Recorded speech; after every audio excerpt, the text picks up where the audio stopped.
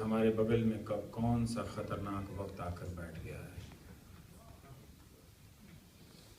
हम बेपरवाह हो गए हैं, हमारी भी संवेदनशीलता खत्म होती जा रही है कि वो सुई चुभोते जा रहे हैं और हम उस दर्द को बर्दाश्त करते जा रहे हैं।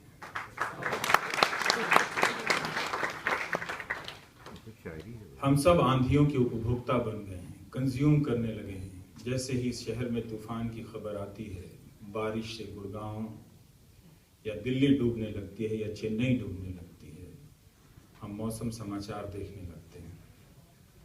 मौसम समाचार पेश करने वाली अपने शांत और सौम्य आवाज से हम सबको धीरे धीरे आंधियों और तूफान के कंज्यूमर में बदल रही होती है और हम आंधी के गुजर जाने का बस इंतजार कर रहे होते हैं। अगली सुबह पता चलता है कि उस बाढ़ में, सड़क पर आई उस बाढ़ में एक कार फंसी थी और उसमें 3 लोग पानी के भर जाने से दम तोड़ गए इस दुनिया से। हमारे बीच ऐसे ही धीरे धीरे लोग, मरना सिर्फ शमशान या कब्रिस्तान में दफन कर देना या जला देना नहीं है, मरना वो भी है, वो डर भी है जो आपको बोलने से, आपको लिखने से, आपको कहने से और सुनने से डराता है।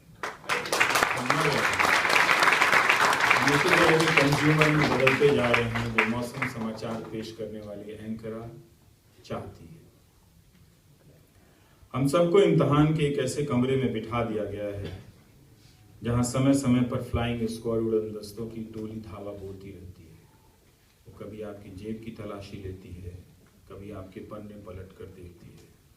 आप जानते हैं कि आप चोरी नहीं करते हैं, लेकिन हर थोड़े थोड़े समय के बाद उड़न दस्तों की टोली आकर उस दहशत को फिर से फैला जाती है। आपको लगता है कि अगले पल आपको चोर घोषित कर दिया जाएगा। आपको लगता है कि ऐसा नहीं हो रहा है, तो आसपास उठाकर देखिए कितने लोगों को मुकदमों में फंसाया जा रहा है।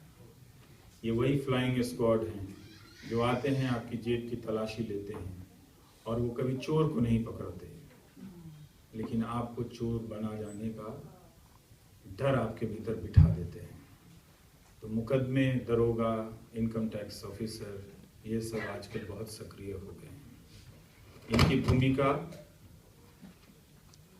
पहले से कहीं ज्यादा सक्रिय है और न्यूज एंकर हमारे समय का सबसे बड़ा थानेदार है। वो हर शाम को एक लॉकअप में बदल देता है और जहां विपक्ष विरोध की आवाज या वैकल्पिक आवाज उठाने वालों की वो धुलाई करता है उस हाजत में बंद करके। अभी तक आप first degree, third degree, fake degree में फंसे हुए थे, वो आराम से थर्ड डिग्री हर शाम अप्लाई करता है। वो एंकर आपके समय का सबसे बड़ा गुंडा है और मुझे बहुत खुशी है कि उसी समय में जब मीडिया चैनलों के एंकर गुंडा हो गए हैं, वो नए तरह के बाहुबली हैं, इसी समाज में कुछ ऐसे लोग भी हैं जो एंकर को सम्मानित करने का जोखिम उठा रहे हैं। आने वाला समाज और इतिहास जब ये आंधी और तूफान गुजर जाएगा और एंकर को गुंडे और उनकी गुंडई की भाषा और भाषा की गुंडई जो है उस पर लिख रहा हो, तो आप लोग इस शाम के लिए याद किए जाएंगे कि आप लोग एक एंकर को सम्मानित करने के लिए तो आपकी शाम इतनी भी बेकार नहीं जाएगी। हाँ, जनादेश नहीं बदल सकते हैं, पर वक्त का आदेश ये भी है, अगर वो है तो ये भी है। शुक्रिया गांधी शांति प्रतिष्ठान का, इस पुरस्कार में पत्रकारों का पसीना है। अपने पेशे के बड़ों से कुछ भी मिल जाए समझिए दुआ कबूल हुई है। हम सब कुलदीप नैयर साहब का आदर करते रहे हैं, करोड़ों लोगों ने आपको पढ़ा है सर। आपने उस सीमा पर जाकर मोमबत्तियां जलाई हैं जिसके नाम पर इन दिनों रोज नफरत फैलाई जा रही है।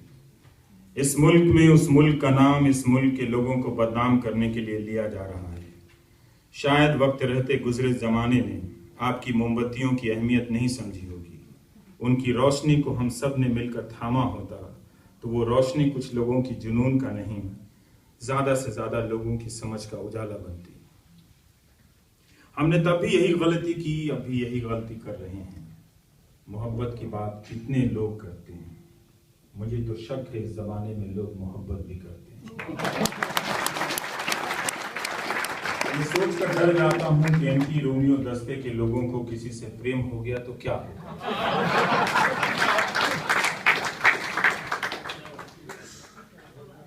ये सोचकर डर जाता हूं कि एंटी रोमियो दस्ते के लोगों को किसी से प्रेम हो गया तो क्या होगा। प्रेम की तड़प में वे किसी पुराने कुर्ते की तरह चरचरा कर फट जाएंगे। दुआ करूंगा कि एंटी रोमियो दस्ते